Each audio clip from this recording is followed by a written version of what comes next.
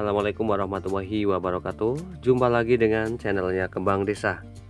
Dan di video kali ini saya bakalan membahas ya tentang tanaman hias yang satu ini, yaitu tanaman hias Syngonium.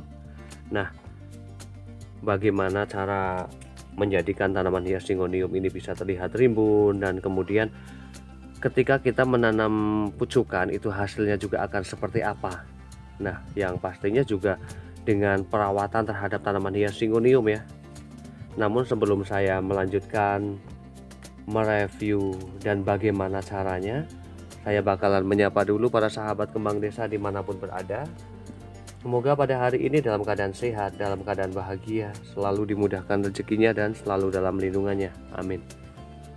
Dan hal pertama yang bakalan saya bahas ya, ketika kita menanam tanaman hias Syngonium ini dengan pucukan, tanpa kita memangkas tanaman hias tersebut ya, itu biasanya hasilnya akan seperti ini. Saat saya menanam dengan menggunakan pucukan, maka hasilnya akan seperti ini. Ini hanya akan memanjang saja ya, akan hanya memanjang saja tanpa memunculkan tunas-tunas baru pada bagian setiap mata tunas dari tanaman hias Syngonium. Karena apabila saya melakukan pemangkasan ya, maka hasilnya akan seperti ini. Setiap bekas pangkasan ya, ini setidaknya pada bagian bawahnya ini akan mulai memunculkan tunas-tunas baru yang menjadikan tanaman hias Syngonium ini bisa tumbuh dan terlihat menjadi rimbun. Karena apabila saya tidak melakukan pemangkasan pada bagian batang tanaman hias Syngonium ini, maka yang ada tanaman hias Syngonium ini hanya akan memanjang. Namun ketika di sini saya melakukan pemangkasan ya, dan saya juga tidak harus menggunakan turus, maka yang ada tampilan dari tanaman hias Syngonium ini akan terlihat lebih rimbun ya, lebih rimbun dan lebih subur.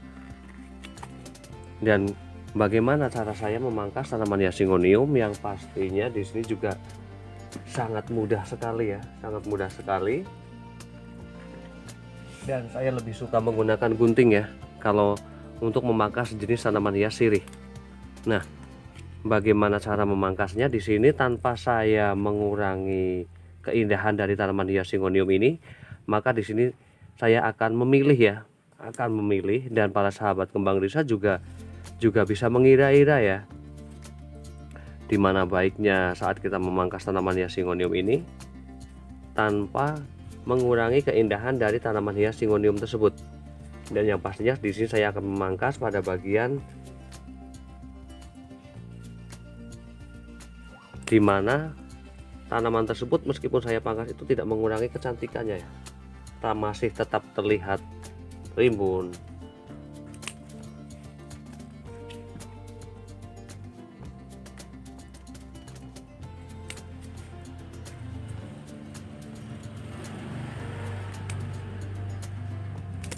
Nah, ini sudah saya pangkas semua ya,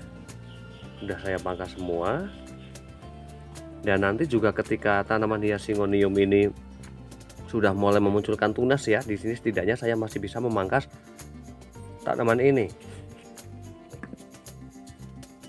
Dan ini juga masih terlihat sangat cantik ya meskipun saya lakukan pemangkasan. Nah, di sini para sahabat Kembang Desa juga bisa mengira-ira ya, batasan mana atau batang mana yang bakal dipangkas agar tanaman hias Syngonium ini masih bisa terlihat cantik.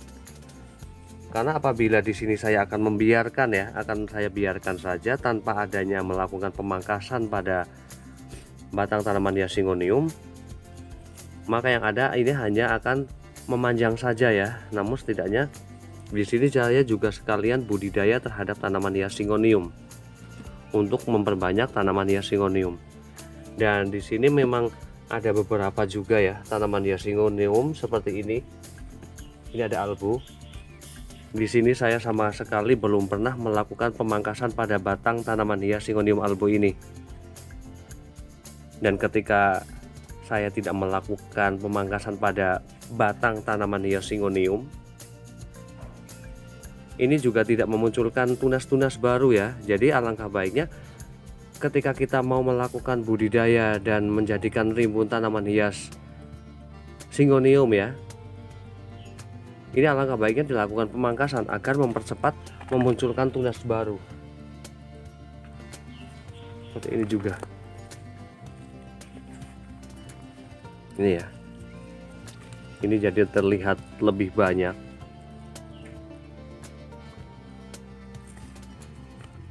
Dan untuk perawatan terhadap tanaman hias Syngonium, ini baiknya ya, untuk penempatan baiknya berada di tempat yang teduh, dan kemudian untuk penyiraman ya. Untuk penyiraman ketika tanaman hias Syngonium ini memang sudah dalam keadaan rimbun seperti ini, baiknya dilakukan penyiraman 1 hari sekali secara rutin ya, karena akar dari tanaman hias Syngonium itu sangat banyak ya. Dan kemudian masalah penempatan ataupun perawatan terhadap tanaman hias Syngonium. Tanaman hias Syngonium untuk penempatannya lebih suka berada di daerah yang teduh, karena apabila penempatannya berada di daerah yang kena panas juga hujan, maka biasanya berdampak pada bagian daunnya itu akan kusam. Dan kemudian sebagai tambahan ya, kenapa sih tanaman hias Syngonium albo ya, ini sering sekali pada bagian daunnya itu kayak kecoklatan dan akhirnya membusuk ataupun kering ya. Yang pastinya untuk jenis tanaman hias Syngonium albo, ketebalan daun dari albo ini yang putih dengan yang hijau itu berbeda sekali. Saat di sini saya melakukan penyiraman, saya tadahkan ke bagian atasnya itu biasanya gampang sekali pada bagian daun yang berwarna putih ini ya.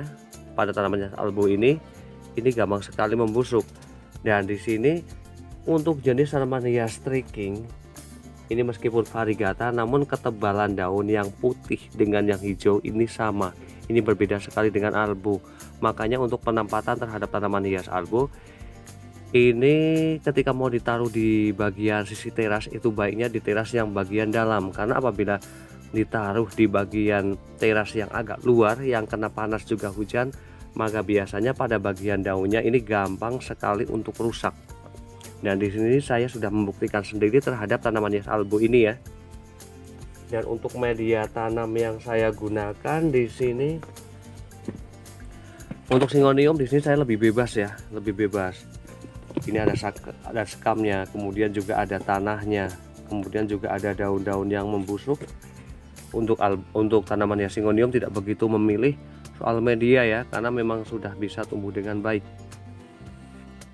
Dan demikian review dari Kembang Desa ya, bagaimana cara perawatan terhadap tanaman hias Syngonium dan bagaimana sih cara menjadikan tanaman hias Syngonium ini bisa terlihat rimbun. Semoga bermanfaat dan saya akhiri. Wassalamualaikum warahmatullahi wabarakatuh. Terima kasih.